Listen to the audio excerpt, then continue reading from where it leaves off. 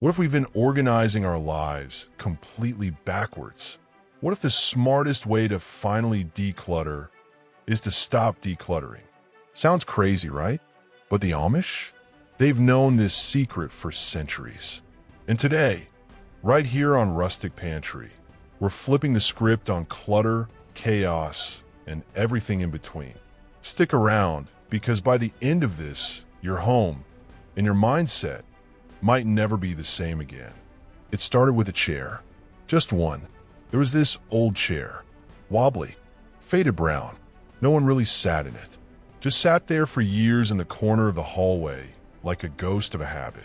One day, on a quiet morning that smelled like burnt toast, I looked at it and thought, why do I still have you? But instead of tossing it straight away, something odd happened. I looked around. What do I want in this hallway? Silence. Maybe a little sunlight on the wall. A clean corner.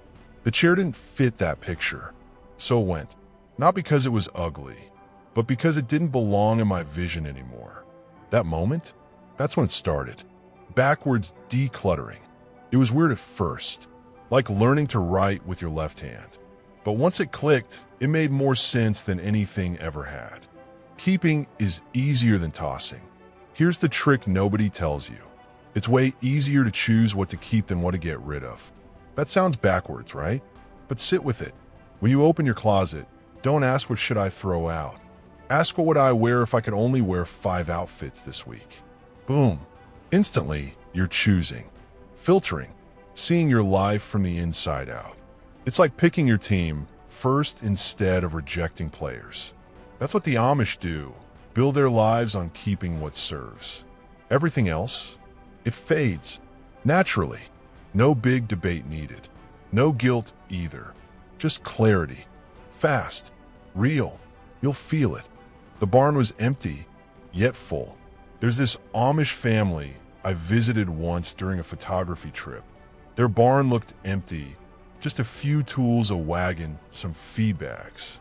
But when you stood inside, it didn't feel empty. It felt complete. Like everything had a job, a story, a purpose. You don't need more to feel full. That's the lie we bought. The Amish get that. They don't need boxes of seasonal decor or duplicate blenders to feel prepared. They live inside enough. And backwards decluttering, it teaches you that too. You build your life from the ground up, not from a sale rack down. The guilt isn't the stuff. Stuff talks. It says things like, you paid too much for me, or your aunt gave me to you, or you might need me someday. That's how clutter holds guilt. But when you go backwards, pick only what feels fresh, right, needed, the guilt fades. It doesn't stand a chance. You're not having a funeral for your clutter. You're celebrating what supports your life now. You're not being careless. You're being courageous. There's a difference. The Amish don't cling to broken things. Neither should you. Release is not loss. It's space. Socks can be spiritual too. Funny thing, simplicity.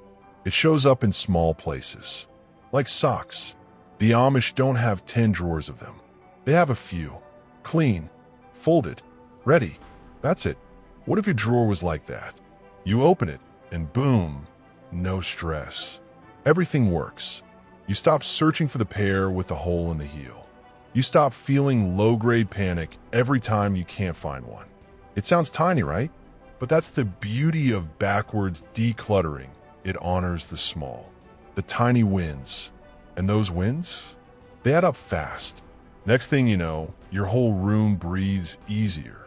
The kids had one shelf and loved it. I watched this Amish child, maybe 6, play on the porch with a wooden truck. Just one. No loud music. No flashing lights. Just went on wood and giggles. He had a shelf inside with a few things. Nothing overflowed. Nothing plastic. But he was content. Deeply. Happily. That's the thing we don't get. Our kids don't need more. They need less. So they can actually play, not just shuffle through options. Backwards decluttering works for them too. Help them choose their favorites. Let the rest slide away. They'll thank you. Not now, but later when they're grown and not drowning in stuff like we are. A room tells you who you are. Walk into any room in your house. Look around. What does it say about you? Does it say, I'm intentional? Or does it mumble, I forgot what I was doing here? Every space reflects your inner state. The Amish live by design, not default. Every corner whispers calm. That's not magic. That's choice. You can do that too. Start with an empty room if you can, or an empty shelf.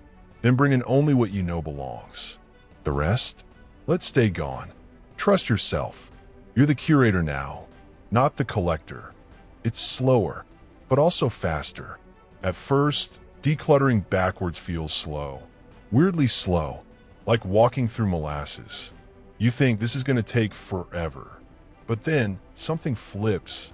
You realize you've made more progress in one room than you did in a whole weekend of half-hearted tossing. It's like skipping the surface cleaning and digging straight into the bones. You make better decisions, deeper ones. So yeah, it's slower at first, but in the end, it's faster because you only do it once, the right way. You never need to circle back to re-declutter stuff you kept out of guilt or fatigue. Done is done. The Amish don't do maybe. Neither should you. Maybe I'll wear it next year. Maybe I'll fix it. Maybe I'll need it when the world ends and I live off-grid with 6 flashlights and a sewing machine.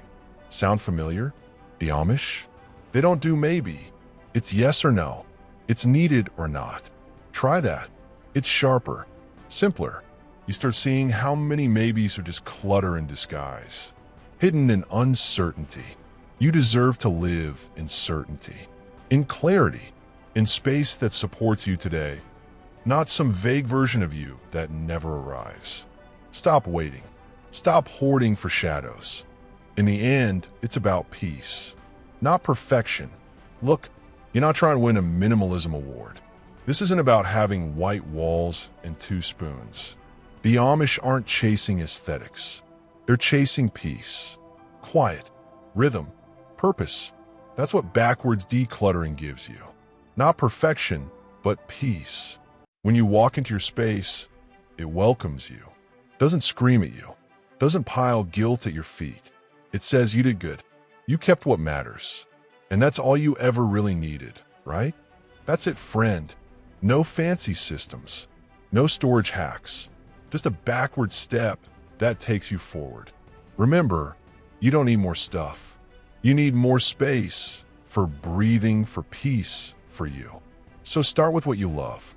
Let the rest go.